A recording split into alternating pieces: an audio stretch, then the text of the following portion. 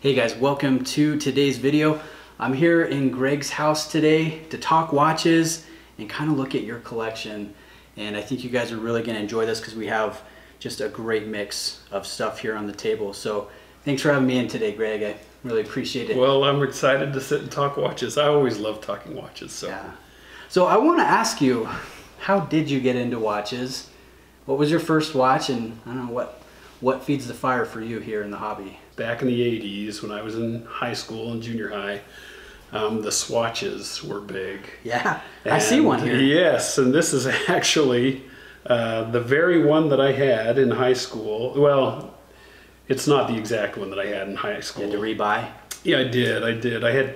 I searched all over and I found this on Etsy of all places, but that's really cool. yeah, I love that. And then it's just kind of grabbed me ever since. I've always had a watch, and as I've gotten older and had a little bit more means, then this mess, started. So this mess here, I gotta say, and I think a lot of you guys will agree with me here, I love the variety.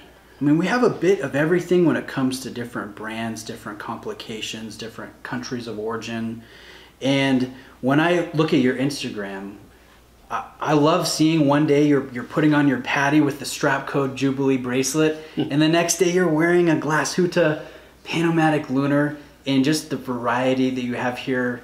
You're not just, you're holding no, I get snobbery, yeah, you could say. You enjoy no discrimination here. That's a good way to put it. So what have you got recently? Let's go through some recent purchases. A little over a month ago, so I'm really into pocket knives as well. Yes, there's probably more so than watches, right? Well, I definitely have more knives than watches, that's for sure. But this kind of holds my attention right now more. Sorry. But I gotta interrupt here. That is sweet. Have you seen this? That is sweet. Yeah, good old Microtech. Yeah, these are so awesome.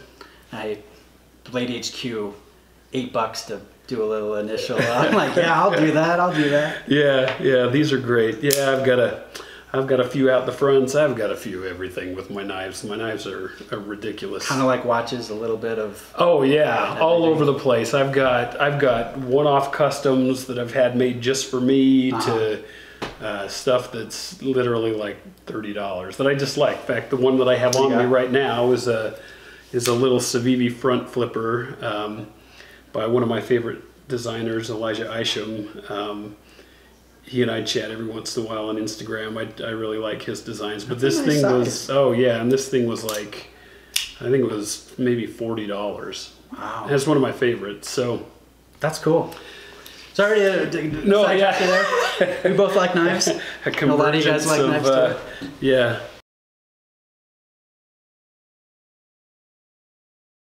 So for 3 days, for 2 of the 3 days, literally from sunup to sundown, I just hit all the stores, all the boutiques, and my first day was spent just looking.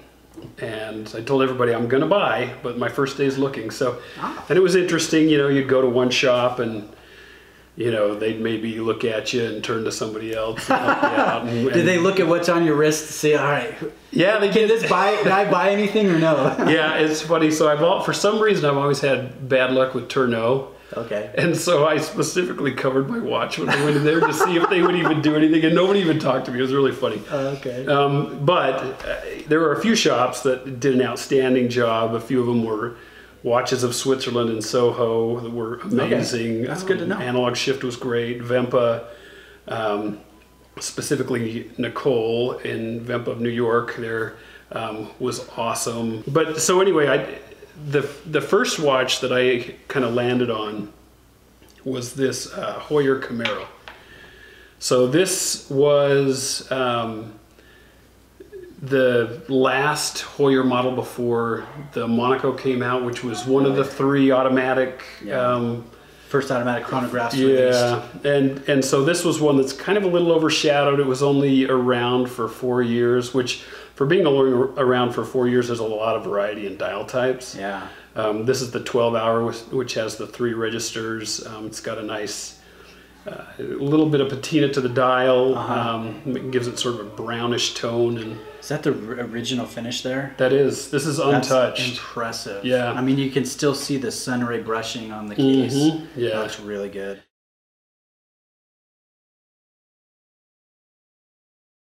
I was going to look around for some more that were a little smaller size. I ended up at London Jewelers in the Oculus in New York. And they had this 1392, which is a 42 millimeter. It's a 1950s case, but it's the newer 1950s case. It's a little thinner. Yeah, and so it's a little easier to wear. Has the vintage, has sandwich style, vintage loom, which I'm not a huge fan of the vintage loom, but I don't mind it. This is a very vintage design. Yeah, the way I see it is it's a warm look, it's a soft look, and I don't see it as a huge difference when you see like C3, which is kind of greenish. And it's just a little bit tan, right? It's just a color. Yeah, and it's, you know, in some lights it doesn't bounce out as much as you would like it to, but overall I think it's a great look. Yeah. It fits the look, it fits the tone of the watch. I slapped this aftermarket strap on it. That's, I mean, anybody who has a Panerai knows you have to. The next thing you do is spend just as much on straps as you did on the watch. Yeah. And so that's what I've done. I've got a few that I've This is one of my favorites that you own. I think this is the perfect size. It looks so nice on wrist. And the jumping hour is really cool too. And I love that because we actually travel a lot. We have a business. We're out of the country quite frequently, and so to have that's really convenient for me. That makes sense.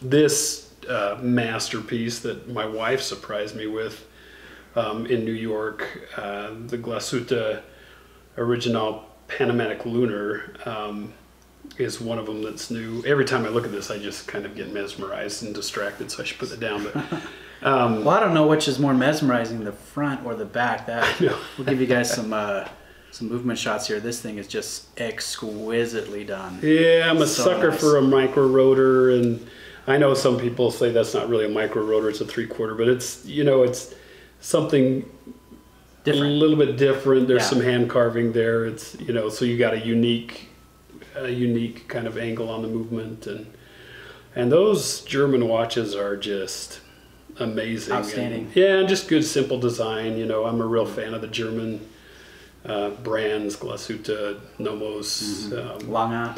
Yeah. Like Zen, you into the more toolish? No, not so much, but there's like every once in a while one of those will hit me just right. But yeah, I think I love the simplicity. I love something that's a little more delicate that can kind of play formal or sport, or casual. Sense.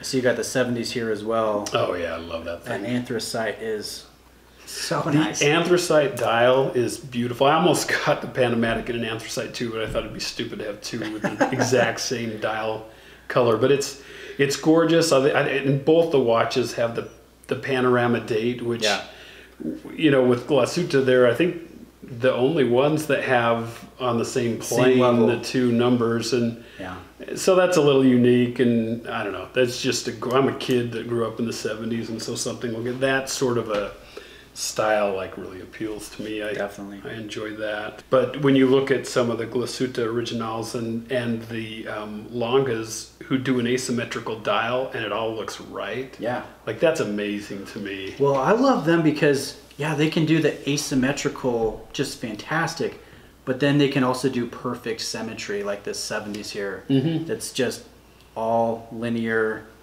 square, but there's the angles, and they've got some great designers over there. Yeah, and if you've ever handled these, you know, like even like I compare it to some of my Rolexes. You handle those and you handle this, and like this is a totally different level. Yeah. And even though these are priced about the same or less, than comparable Rolexes, and you know, a lot of people say Rolex is really a mass-produced brand, and I don't feel that way personally. I think they found a way to do a really good job and put out a lot of product, but It does take them a while to manufacture a watch. Yeah. Even though they're doing a lot of them, there's a lot of quality there. But you handle one of these. I mean, the bracelet on this is just amazing. And it's, I mean, you have something that is just, it's different and it's more special. And I think once you kind of hit that, you want more of it. So definitely. Well, I really appreciate you taking me through your collection here and a little bit of your philosophy. Really like what I see here. Grand Seiko, Glass Huta, Vintage Heuer, Orient, Swatch, G-Shock, you name it. I think this is a really fun collection, and I really appreciate the time, Greg. Yeah, well, it's nice talking. I can talk watches forever. Thanks for watching, guys.